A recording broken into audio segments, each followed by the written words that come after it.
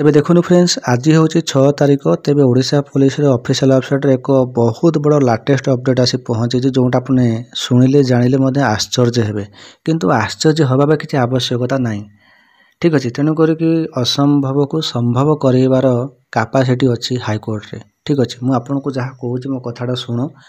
Odisha police official website रे गोटे update आसी पहुंची जो माने पछर हाईकोर्ट रे केस करथिले माने फास्ट हियरिंग हैला तापर पछर पुणी पिला केस कर तो सेमानकर ऑर्डर आसी नथिला फॉर्म पकेया पे तो सेही पिला माने रही जाइथिले से जो पिला माने रही जाइथिले तो जितेबाला ओडिशा पुलिस ऑफिशियल वेबसाइट रे तार एग्जाम डेट डिक्लेयर करके एडमिट कार्ड देदेला से सी पिला माने डरी गले जे यहाँ आम तो केस करूँ आमर ऑर्डर भी सुधा आसी फॉर्म पकाइए कि एग्जाम हो गलानी तो आम स्टे करदेबू।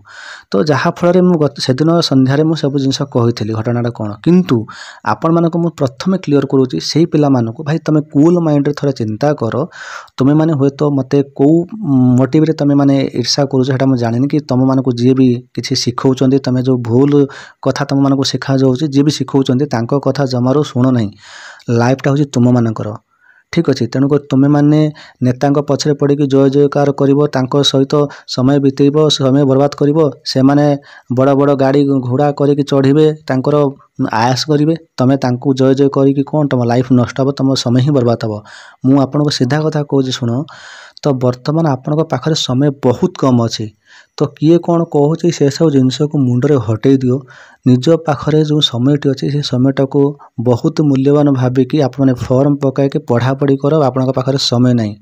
मु शुणिया पाइली किसी ग्रुप रे कहते कि आम तो एमती जहाँ कहता करदेलु तुम से यूट्यूबर मानक खराब कमेंट कर कमेंट जाकि माँ भनी की शोध मत खराब भाषा शोधीदेले मोर किसी खराब हेनी।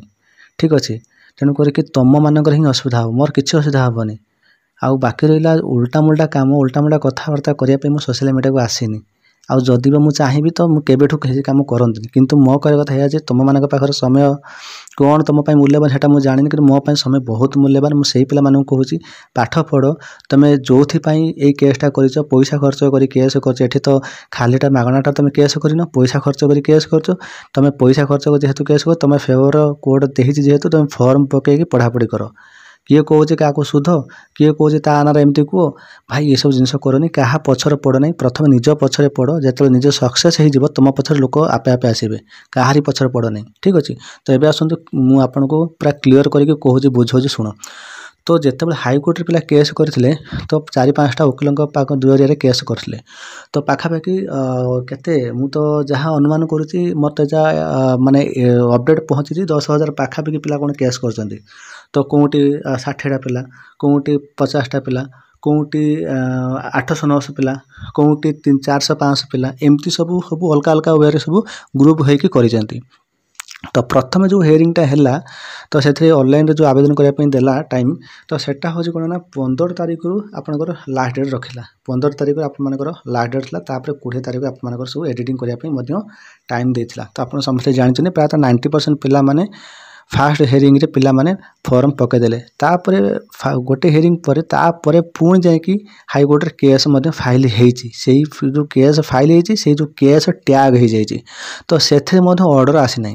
ठीक अच्छे तो WPC नंबर रे ऑर्डर आसी नथिला तो जहाँ पर बालीजात्रा थिला तो कोर्ट छुट्टी हो गला कोर्ट छुट्टी रहा जेहेतु तो तेणुक ऑर्डर आसी पारा ना। तो एपटे देखो ओडिशा पुलिस खूब शीघ्र तार एग्जाम डेट काढ़ी एडमिट कार्ड काढ़ी जहाँ पर पिला माने डरीगले कि आम तो केस करूँ किसी पिला माने तो फॉर्म पकईकि से एग्जाम एडमिट कार्ड पड़ेगा आमर आसनी कहीं तो यह लक्ष्य कर डरिकी तेणुक वकिलों सहित परामर्श करके स्टे करने चेष्टा करुले जो स्टे जो करने चेष्टा करते जो आम कान पहुँचला तेणुक देखो से देखो मुझे कहना चाहिए मुझे जो भिडटी करी तो प्रायतः मोर खास पिला माने मते जणैथिले तो भाई एमती है तो आम तो असुविधार पड़ीजु तो जहाँ पर तो आम शुणा पाचु पाणिग्राही सार जानुआरी बदली जीवे तो ये जो केस पड़ी जो रहा सबू समस्ते फसीजे तो यहीटा को केमिति सुरखुर भाव में समाधान करा तो से आम तरफ आम वकिलों सहित आम भी परामर्श करूँ सेठी वकिलों को जनइलु सार एमती घटना यहाँ को केमी सर्ट आउट कर चिंता करूँ आउटा स्टे जमी न କରିବା ଦରକାର କିନ୍ତୁ ଆମ ଓକିଲ ଆମକୁ ମାନେ ଆଶ୍ୱାସନା ଦେଇଥିଲେ କି ଏଥିରେ କୌଣସି ପ୍ରକାର ଅଙ୍କୁଶ ରହିବନି, ଷ୍ଟେ ହେବ ନାହିଁ। ତ ଯାହାଫଳରେ ଆମେ ମଧ୍ୟ ନିଶ୍ଚିତ ଭାବେ ରହିଥିଲୁ। କିନ୍ତୁ କୋର୍ଟ କଥା କହି ହେଉନି, ମେ ବି କୋର୍ଟ ଚାହିଁଥିଲେ ମଧ୍ୟ ଯଦି ସେଟାକୁ ଷ୍ଟେ ବି କରିଦେଇଥାନ୍ତେ। କିନ୍ତୁ ଯାହାଫଳରେ ଏପଟେ ପ୍ରେସର ଯେତେବେଳେ ପଡ଼ିଛି ତ ସେତେବେଳେ ଯେଉଁ ଓକିଲମାନେ ଷ୍ଟେ କରିବା ପାଇଁ ଚେଷ୍ଟା କରୁଥିଲେ କି ଆମକୁ ଯଦି ଆବେଦନ କରିବା ପାଇଁ ଯଦି ଡେଟ୍ ନ ଦିଆଯିବ ତାହେଲେ ଆମେ ଷ୍ଟେ କରିବା ପାଇଁ ବାଧ୍ୟ ହେବୁ କି ଏଟାକୁ ପରୀକ୍ଷାଟାକୁ ବାତିଲ କରାଯିବ, ତାପରେ ପୁଣି ଏକ୍ଜାମ୍ କରାଯିବ। କିନ୍ତୁ ଏପଟେ ଓଡ଼ିଶା ପୋଲିସ ତା'ର ଡେଟ୍ କାଢ଼ି ଦେଇଛି, ଏକ୍ଜାମ୍ ସେଣ୍ଟର ଅଲରେଡ଼ି ଡିକ୍ଲେୟାର କରିସାରିଛି। କିନ୍ତୁ ଏପଟେ ଦେଖନ୍ତୁ ଗଭର୍ଣ୍ଣମେଣ୍ଟ ପାଖରେ ମଧ୍ୟ ଲସ୍ ହେବ। ତ ସେଥିପାଇଁ କ'ଣ ହେଇଛି ନା ଓଡ଼ିଶା ପୋଲିସ ଡେଟ୍ କାଢ଼ି ଦେଇଛି। ତ ଯେଉଁଟାକି 6 ତାରିଖରୁ 7 ତାରିଖ ଭିତରେ ମାନେ 24 ଘଣ୍ଟା ଭିତରେ ପିଲାମାନେ ଫର୍ମ ପକାଇବେ। କେବଳ 24 ଘଣ୍ଟା ସେମାନଙ୍କ ପାଖରେ ସମୟ ଅଛି। 24 ଘଣ୍ଟାରେ ହିଁ ସେମାନଙ୍କର ଡବଲ୍ ପିସି ନମ୍ବର ପକାଇକି ସେମାନେ ଫର୍ମ କେବଳ ଓଭରଏଜ୍ ପିଲା। ନୋଟିସଟା ମୁଁ ଆପଣଙ୍କୁ ଦେଖାଉଛି, ଦେଖନ୍ତୁ ଆପଣମାନେ ଜାଣିବେ, ଆପଣ ବୁଝିପାରିବେ। କିନ୍ତୁ ଏଇ ନୋଟିସରେ ସଫା ସବୁ ଲେଖାଯାଇଛି। ଆଉ ମୁଁ ଆପଣଙ୍କୁ ପୁରା ସବୁକିଛି ପଢ଼ିବାକୁ ବୁଝେଇବା ଆବଶ୍ୟକ ନାହିଁ। ଏଇଠି ଦେଖନ୍ତୁ, ଏଠି କୁହାଯାଇଛି ଯେଉଁ ଆପଣମାନଙ୍କର ଯେଉଁ ଆବେଦନ ପାଇଁ ଦେଖନ୍ତୁ ଡେଟ୍ କଢ଼ା ହେଇଗଲା ଯେଉଁଟାକି 6/12/2024। ଦେଖନ୍ତୁ ଆପଣଙ୍କର ଆଜିର ଡେଟ୍ରେ ଆପଣଙ୍କର ଆବେଦନ କରିବେ ତ ଆପଣଙ୍କର ରେଜିଷ୍ଟ୍ରେସନ୍ କରିକି ଆପଣ ଫାଇନାଲ୍ ଫର୍ମ ସବମିଟ୍ କରିବେ ଯେଉଁଟା 6 ତାରିଖରୁ 7 ତାରିଖ ମାନେ 24 ଘଣ୍ଟା ଆପଣଙ୍କର ସମୟ। ତାପରେ ଆପଣମାନଙ୍କର ଆଉ ଆବେଦନ ହେବନି। ତ ଆପଣଙ୍କର ଆଡ଼ମିଟ୍ କାର୍ଡ଼ ଆବେଦନ କରିସାରିଲା ପରେ ତେବେ ଆପଣଙ୍କର ଆଡ଼ମିଟ୍ କାର୍ଡ଼ ଯେଉଁଟାକି 9/12/2024 ଆପଣଙ୍କୁ ଆସିଯିବ। ଠିକ୍ ଅଛି। ତେବେ ଆଡ଼ମିଟ୍ କାର୍ଡ଼ ଏପଟ ଆପଣଙ୍କର ଏକ୍ଜାମ୍ ତ ହେଇନି, 7 ତାରିଖ ହେବ, ତେଣୁକରି ଆପଣଙ୍କୁ 9 ତାରିଖ ଭିତରେ ଆପଣଙ୍କ ଆଡ଼ମିଟ୍ କାର୍ଡ଼ ପଳେଇ ଆସିବ। କିନ୍ତୁ ଆପଣମାନଙ୍କର ଆବେଦନ ପାଇଁ ଦେଖନ୍ତୁ କେବଳ 7 ତାରିଖ ଯେଉଁଦିନ ଆପଣଙ୍କର ଏକ୍ଜାମ୍ ସେଇଦିନ ହିଁ ଆପଣମାନଙ୍କର ଲାଷ୍ଟ ଡେଟ୍ ରହିବ। ଏଟା ବି ଜାଣନ୍ତୁ। କେବଳ ଡବଲ୍ ପିସି ନମ୍ବର ମାରିକି ଆପଣମାନେ କେବଳ ଓଭରଏଜ୍ ପିଲାମାନେ ଫର୍ମ ପକାଇବ। ତେବେ ଏଇଟା ହେଉଛି ଜିନିଷ। ବାକି କହିବେ ସାର୍ ଦେଖନ୍ତୁ ଏଇ ଜିନିଷଟା କେମିତି ହେଇପାରିଲା। ଭାଇ ଦେଖ, କୋର୍ଟ କଥା, କୋର୍ଟ ଠାରୁ ବଡ଼ କେହି ନୁହନ୍ତି। ଆମେ ବି ଜାଣିଛୁ କି ଏଇ ଯେଉଁ ପିଲାମାନେ ଫର୍ମ ପକାଇ ନାହାନ୍ତି ସେମାନଙ୍କର କ'ଣ ହେବ କ'ଣ ନାହିଁ। ଆମମାନେ ବି ଜାଣିଥିଲୁ କି ହଁ ଯଦି କୋର୍ଟ ଚାହିଁବ ତାହେଲେ ଏଟାକୁ ଡେଟ୍ ଏକ୍ସଟେଣ୍ଡ ବି କରିଦେଇପାରେ, ଏକ୍ଜାମ୍କୁ ବାତିଲ କରିଦେଇପାରେ। ସେ ଯେଉଁ ଡର ଥିଲା ଆମର, ତେଣୁକରି ଏଇ ଜିନିଷଟା ନ ହେବା ପାଇଁ ତାଙ୍କର ଭଲ ପାଇଁ ସମସ୍ତଙ୍କୁ ସୁବିଧା କରିବା ପାଇଁ ତେବେ ଆମେ ମଧ୍ୟ ଚେଷ୍ଟା କରୁଛୁ। ତ ସେଥିପାଇଁ ତ ଯାହା ବି ହେଉ କୋର୍ଟଙ୍କର ଯାହା ବି ନିଷ୍ପତ୍ତି ଅଛି ବହୁତ ଭଲ ନିଷ୍ପତ୍ତି ଅଛି। କୌଣସି ୟୁଟ୍ୟୁବରଙ୍କ ମୋହମାୟାରେ ଜାଲରେ ନ ପଶିକି ତୁମେମାନେ ନିଜ ପାଇଁ କାମ କର। ତ କିଏ କ'ଣ କରୁଛି, କିଏ କ'ଣ ଧରୁଛି ସମସ୍ତେ ଜାଣିଛନ୍ତି, କେହି ମୂର୍ଖ ନୁହନ୍ତି। ଏଇଟା 2024 ଯୁଗ। ତ ଆପଣମାନଙ୍କୁ କେହି ବି ଯାହା ବି କହୁଥିବେ ତ ଏବେ ଆପଣମାନେ କିଛି କାହା ବିଷୟ ନ ଜାଣିକି ଆପଣମାନେ ତାଙ୍କ ଉପରେ ବିଶ୍ୱାସ କରିକି, ତ ମୁଁ ଶୁଣିବାକୁ ପାଇଲି ତ କିଛି ଏମିତି ଗ୍ରୁପ୍ ଅଛି ତ ସେ ଗ୍ରୁପ୍ରେ ଆପଣଙ୍କୁ କହିଛନ୍ତି, ଭଏସ୍ ମେସେଜରେ କହିଛନ୍ତି କି ଯାଇକି ମୋ କମେଣ୍ଟ ବକ୍ସରେ ଆପଣମାନେ ଗାଳି ଦେବା ପାଇଁ। ମୋତେ ଗାଳି ଦେଲେ ମୋତେ କିଛି ଫରକ ପଡ଼ିବନି। ଠିକ୍ ଅଛି।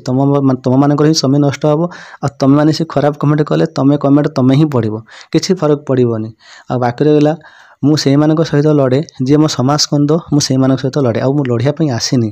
ଯଦି ସମୟ ଯଦି ସେମିତି ଆସିବ, କଣ୍ଡିସନ୍ ଆସିବ ତ ମୋତେ ଆକ୍ସନ୍ ମଧ୍ୟ ମୁଁ ନେବି।